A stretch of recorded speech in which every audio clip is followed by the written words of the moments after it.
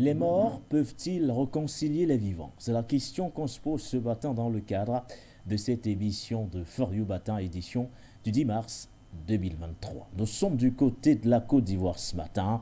Nous parlerons bien sûr de cette cérémonie de restitution des dépouilles des victimes de la crise post-électorale de 2011. 47, c'est le nombre de corps et de restes humains de victimes de la crise post-électorale donc de 2011 qui ont été rendus à leurs familles respectives le 8 mars dernier en Côte d'Ivoire. La cérémonie, on va le dire comme ça, de restitution concernait principalement les localités de Guiglo, de Bloléquin ou encore de Toulepleu, dans l'ouest du pays, une partie théâtre de violents affrontements. Pour le président Alassane Dramane Ouattara, cet acte entre dans le cadre de la réconciliation nationale jusqu'ici prônée. La question qui nous intéresse particulièrement ce matin est donc celle de savoir si les morts peuvent véritablement réconcilier les vivants. Mesdames, Messieurs, bonjour. Bienvenue à cette autre édition de For You Matin, la dernière d'ailleurs de la semaine, l'édition du 10 mars 2023. Pour en parler ce matin, nous accueillons immédiatement notre invité de ce matin, l'invité du vendredi matin sur les antennes de For You Media Africa. Il est écrivain, il est enseignant. Il est surtout le président de la plateforme panafricaniste MORAF, le mouvement pour la renaissance de l'Afrique. Il s'agit de M. Tapé Grobera. Bienvenue à vous, M. Tapé. Bonjour, M. Baudelaire-Nguem. Merci pour l'invitation. Je salue la direction de For You Media, les techniciens, les auditeurs et les auditrices. Merci encore une fois de l'invitation. Alors, M. Tapé Grobera, nous parlons justement de cette cérémonie de restitution des dépouilles des victimes de la crise post-électorale de 2011. Un acte qui, selon bien sûr le président ivoirien, s'inscrit dans le cadre de la réconciliation prônée depuis plusieurs années. On a également pu remarquer que ces derniers temps, ou du moins ces derniers mois du côté de la Côte d'Ivoire, plusieurs actes ont été multipliés dans le sens justement de cette réconciliation-là. On a parlé entre autres du retour de Laurent Gbagbo, l'ancien président de la Côte d'Ivoire. On a parlé entre autres du retour de certains exilés politiques, voire le retour de Charles Blé Goudé. Cette fois, il s'agit de la restitution des dépouilles des victimes de la crise post-électorale de 2011. La question d'entrée que nous vous posons ce matin est celle de savoir, est-ce suffisant aujourd'hui tous ces actes-là pour parler de réconciliation? Merci. D'abord, je voulais commencer par le début, puisque vous avez parlé du retour du président Laurent Gbagbo, des exilés, etc. Il faut dire qu'en réalité, ce sont des droits. Je rappelle que le président Laurent Gbagbo et le ministre Charles Blé Goudé ont été définitivement acquittés par la Cour pénale internationale. Je rappelle aussi à toute fin utile pour ceux qui veulent, les documents se trouvent sur la CPI, M. Alassane Dramane Ouattara a envoyé des avocats au nom de la Côte d'Ivoire, soi-disant, mais en réalité en son nom, pour que le président Gbagbo et le ministre Blé Goudé soient condamnés. Ils ont été vaincus par les avocats du président Laurent Gbagbo et du ministre Blé Goudé. Donc, c'est tout à fait légitime que, pour ne pas qu'ils soient apatrides, qu'ils retournent chez eux. Donc, il n'y a vraiment pas un acte de réconciliation à voir. Premier cas. En ce qui concerne les exilés, si vous prenez la Constitution du 8 novembre 2016, l'article 22 dit « Aucun Ivoirien ne doit être contraint à l'exil ». Donc le fait même qu'il y ait des Ivoiriens en exil est une violation grave de la Constitution ivoirienne. Donc en réalité, on ne fait qu'à ouvrir une porte qui est déjà ouverte. Revenons maintenant à l'élément dont nous parlons, à savoir la restitution des dépouilles des victimes. 47 corps à leur famille. Je suis content, vraiment content, mais vraiment de manière très minime. Pourquoi? Si nous écoutons le narratif qui a été développé, pour lequel le président Laurent Gbagbo et le ministre Blé Goudé ont été, comme on appelle, déportés à la CPI, on nous parle de 3000 morts. Je rappelle à toute fin utile, quand vous regardez dans les documents de la CPI, il n'existe nulle part qu'il y a eu 3000 morts en Côte d'Ivoire. Je rappelle, celui qui dit que je me trompe, qu'il peut regarder. D'ailleurs, le président Laurent Gbagbo et le ministre Blé Goudé étaient accusés d'avoir permis le viol et autres, tout ça. On parle de près de 100, bon, on va arrondir à 200 personnes. Vous voyez, c'est même pas 200 personnes dans le document de la CPI. Donc, si nous référons même au narratif, à la fois de M. Alassane Dramane Ouattara et de ses relais occidentaux qui ont parlé de 3000. Sur 3000, on restitue seulement le corps de 47. Vous voyez pas que c'est comme une goutte d'eau chaude dans la main? Et les 2600, 900 et quelques qui sont là, où sont leurs corps? Première question. Oui. Deuxièmement, si vous remarquez, dans l'élément qui a été évoqué, on parle d'un certain nombre de régions.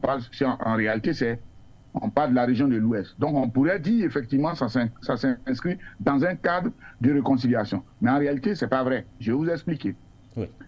Puisque on a fait des enquêtes sur des personnes qui, en réalité, avaient objectif de condamner le président Laurent Gbagbo et le ministre Charles Blé Goudé. Donc, M. Ouattara ayant fait sa campagne pour arriver au pouvoir par le coup d'État pour une communauté dite du Nord. Donc, en réalité, on a exhumé ou bien on a pris des corps des gens du Nord, soi-disant, pour pouvoir venir montrer à la face du monde, pour condamner le président Laurent Gbagbo, le ministre Charles Blé Goudé, lorsqu'il était encore à La Haye, pour montrer que ces personnes qui ont été tuées, ce sont des gens du Nord, ont été tués parce qu'ils étaient du Nord. Donc, les corps là sont des gens des personnes, soit de la CEDEAO ou bien ivoirienne, mais du Nord. Donc, les populations qui ont subi le vrai génocide, je le dis réellement, puisque nous, au niveau des organisations que j'ai dirigées, enfin que je dirige, le MORAF, la POIB, la plateforme des organisations ivoiriennes du Benelux, nous avons organisé le 22 avril 2019, ici à Bruxelles, un colloque scientifique où il a été démontré noir sur blanc que c'était un génocide. Donc là-dessus, il n'y a pas de débat. On pourrait aussi ajouter le fait que lors du procès de M. Amaré, Ouremi, le Burkinabé qui a été condamné par la justice de M. Ouattara, le juge lui-même a utilisé le terme de génocide. Pour toute fin utile, pour ceux qui n'ont pas suivi l'actualité, retenez que le 28 mars 2011, en une seule journée, 816 Ouais, je rappelle bien, 816 Ouais ont été tués par les forces pro-Ouattara. Et si vous regardez bien, donc je vais plus loin, puisque vous avez le document ICC 02-11 du 15 novembre 2011, c'est un document de la CPI que tout le monde peut charger, vous allez au paragraphe 30, voilà ce qui est écrit. La Chambre examine au regard des éléments contextuels et des actes visés à l'article 7.1 du statut, dans un premier temps, les actes qu'auraient commis les forces pro-Gbagbo et dans un second temps, ce qu'auraient commis les forces pro-Ouattara. Et à partir de la page 42, vous avez donc un certain nombre d'éléments qui sont faits pour détailler ce que M. Ouattara et son groupe ont commis à cette population. Vous voyez qu'en réalité, c'est une injure qu'on fait aux Ivoiriens à travers cette mascarade. Parce que pour moi, si on prend même le nombre qu'ils ont donné, sur 300, on prend 47, et les 2900 et quelques, qu'est-ce qu'on en fait? Donc, ce n'est pas des actes de réconciliation, c'est plutôt de la propagande, pour ne pas dire de la communication en bonne et due forme. Autre élément que j'ajoute, nous sommes en 2023. Le drame a eu lieu en 2011, enfin 2010-2011. Oui. Pourquoi avoir attendu tout ce temps s'il y avait une volonté de réconciliation? Il y a eu le CDVR, c'est-à-dire le comité de vérité et justice. Ce document qui a été fait par l'ancien Premier ministre, père son âme, M. Bani, n'a jamais été publié. C'est M. Ouattara lui-même qui a commissionné, qui a fait une commission d'enquête pour lui donner des éléments. On fait les enquêtes, on vient lui donner le document. À la limite, je ne les applique pas, ça se comprend. Mais ne même pas permettre à ce qu'il soit publié, ça c'est encore une grande faute. Pourquoi? Parce que les éléments qui étaient dedans, je parle d'hier, nous sommes aux alentours de 2013-2014. Hein. Le document est remis envers fin 2015, fin 2014 à M. Ouattara. Jusqu'à aujourd'hui, il n'a jamais publié. Donc, la question de la réconciliation, nous le disons et nous continuons de persister, elle doit suivre un processus. Le premier, c'est d'abord la vérité qui doit être dite. Il faut d'abord qu'il y ait la vérité. Ensuite, la justice et après la réparation. Voilà donc le triptyque que nous proposons toujours. La vérité. Qu'est-ce qui s'est réellement passé? Combien de morts? Parce que les narratifs des Occidentaux à l'époque pour condamner le président Gbagbo, le ministre Abdoulaye, on parlait de 3000 morts. C'est malheureux de le dire. On n'est pas dans une question de chiffres, mais la réalité dépasse 3000 morts. Parce que je vous ai dit que le 28 mars 2011, c'est la Croix-Rouge de Belgique, ce n'est pas une Croix-Rouge africaine. Oui. On aurait dit peut-être que c'est une Croix-Rouge camerounaise qui serait pour Gbagbo ou bien, comment on appelle, congolaise. Mais c'est la Croix-Rouge de Belgique qui a identifié 816 morts en un seul jour. Monsieur Tapé Grubera, vous refusez, en tout cas vous refusez d'entendre parler de la réconciliation, vous qualifiez plutôt cet acte d'acte de propagande. Vous estimez également que pour qu'on parle aujourd'hui de réconciliation, il faudrait qu'on mette en avant 3 choses majeures. Vous parlez de vérité, vous parlez de justice, mais également vous avez parlé de réparation. Mais au regard de la situation qui prévaut du côté de la Côte d'Ivoire depuis notamment la crise post-électorale jusqu'en 2023, est-ce qu'il faudrait encore aujourd'hui croire à ce processus de réconciliation qui est porté depuis plusieurs années, mais dont les fruits véritablement sur le terrain tardent encore à se faire ressentir? Est-ce qu'il faudrait encore aujourd'hui accorder de la crédibilité à ce que le gouvernement, on va le dire comme ça, avance comme, on va le dire, justificatif à chaque fois pour parler de réconciliation? Vous savez, on dit on peut, l'arbre ne peut pas cacher la forêt. Vous pouvez dire du mensonge ou des choses qui ne sont pas vraies, mais à un moment donné, ça va ressortir. Aujourd'hui, des pays occidentaux qui ont voulu cacher ce qui s'est passé. On a, par exemple, je prends les massacres, le crime de guerre qui a été commis par un Atiaroy le 1er décembre 1944, a été caché. A été caché, mais plus tard, il est apparu. Dans tous les cas que M. Ouattara accepte de son vivant, ou bien après sa mort, quoi qu'il en soit, la question de la situation qui a prévalu en Côte d'Ivoire, cette question-là, à un moment donné, on va trouver, comme on appelle, une solution réelle. On va en parler. On donnera les gens à titre posthume parce qu'aujourd'hui, il y a tellement d'éléments qui sont là, tout est pratiquement visible, je veux dire, avec les réseaux sociaux, avec des chaînes comme les vôtres, etc. Tout cela sera su. Donc nous pensons que M. Ouattara veut jouer à l'histoire. On ne joue pas avec l'histoire. Il y avait une possibilité. C'est plus de la communication que M. Ouattara est que toute autre chose. D'ailleurs, il choisit la date symbolique du 8 mars, qui est une date qui a été décrétée pour les femmes, pour faire, comment on appelle cette cérémonie. Mais c'est plus de la communication. Donc pour nous, ce n'est pas ça qu'il faut. Et les Ivoiriens sont, je veux dire, ils sont sereins par rapport à cette agitation du pouvoir en place, qui sait que, logiquement, si je dis si on veut être logique et cohérent, parce que, je l'ai dit, j'ai parlé du document ici de la CPI du 15 novembre 2011, où la CPI parle des deux camps. Si la CPI elle-même était cohérente, au vu de son symbole qui est la balance, elle a envoyé 2 personnes du camp du président Gbagbo, c'est-à-dire le président Gbagbo et son ministre Charles Blé Goudé, pour les juger, ils ont été acquittés. L'autre plateau, on devait envoyer M. Ouattara, et puis il choisit peut-être un de ses lieutenants, lui-même il choisit, puis il vient pour être jugé. À partir de ce moment-là, tout ça, on peut aller à autre chose. Mais tant que ce n'est pas fait, la CPI, elle pêche. Donc ça, c'est de manière extérieure. Mais à l'intérieur, nous-mêmes, comme je l'ai dit, il y a ces éléments-là que je viens d'évoquer précédemment. Mais il y a aussi un autre élément auquel je n'ai pas fait cas. C'est qu'à un moment donné, il y a des sépultures qui ont été faites de manière sommaire par les populations en attendant que la situation soit claire. Et qu'est-ce qui s'est passé? M. Ouattara et son gouvernement voulaient raser cette zone pour soi-disant installer une route. Et il a fallu la résistance des populations. Parce que c'était un mémorium que les populations ont fait pour leurs parents disparus. À l'heure où je te parle, il y a des gens qui sont disparus. Les parents ne savent même pas si la personne est décédée ou pas. Parce que les tueurs de M. Ouattara, ils tuent, ils enterrent eux-mêmes les gens dans des fosses communes quelque part. Donc il faut exhumer ces corps-là, faire comme on appelle des autopsies, pour voir ou bien s'il y a des éléments de reconnaissance, pour qu'on puisse voir ce qui en est. Ils ont jeté, ils ont tué des femmes. Ça, c'est les images existent. Je préfère éviter de trop parler de ça pour ne pas couper l'appétit ou bien pour ne pas pour que les âmes sensibles ne soient pas touchées. Mais il y a des femmes qui ont été jetées dans des puits avec leurs enfants à l'appui.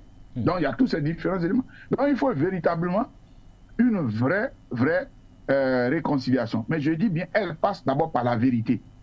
Tout le reste n'est que du saupoudrage. Il faut la vérité. La vérité, c'est quoi? Même si on n'a pas aimé ce que les Sud-Africains ont fait, mais la voie que le président Mandela a utilisée est une bonne voie. Ça a permis aux gens, à un moment donné, d'extérioriser cette colère qu'ils avaient en eux.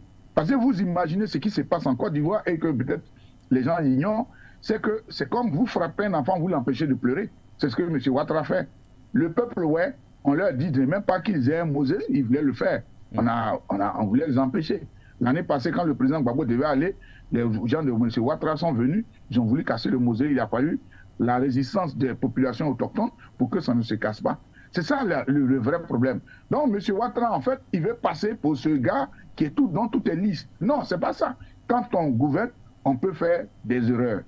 Mais le pire, c'est lorsqu'on fait, on fait des massacres, il faut les reconnaître. Parce que les forces FRC, les forces républicaines de Côte d'Ivoire, il y a eu un décret en bonne et due forme que Ouattara a pris à l'hôtel du Golfe. À partir de ce moment-là, toutes les actions qu'ont menées ces forces régulières, enfin, soit les forces de Ouattara, sont comptables de lui.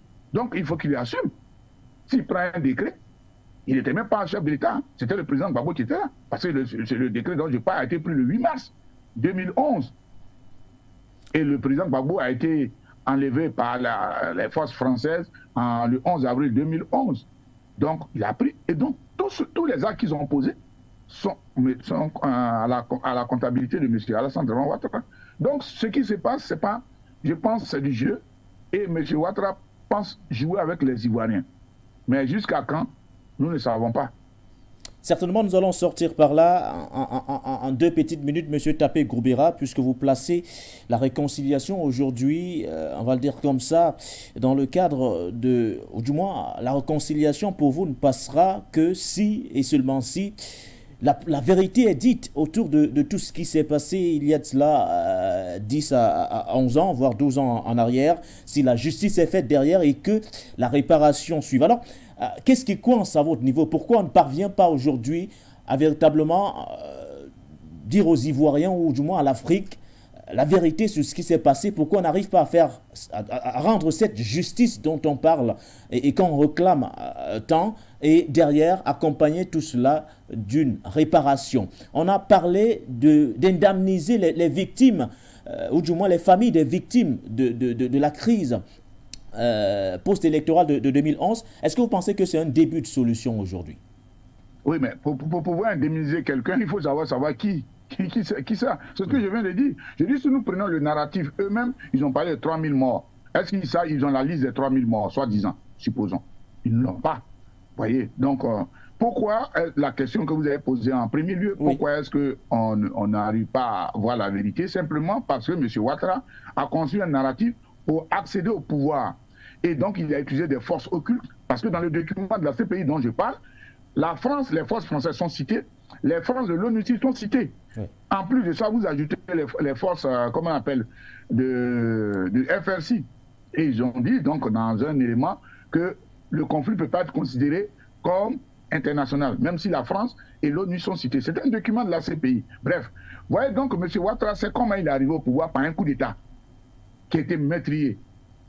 Donc, il a recommandé une commission, je vous ai dit, qui a été dirigée par l'ancien Premier ministre, M. Bani. Il a reçu les documents.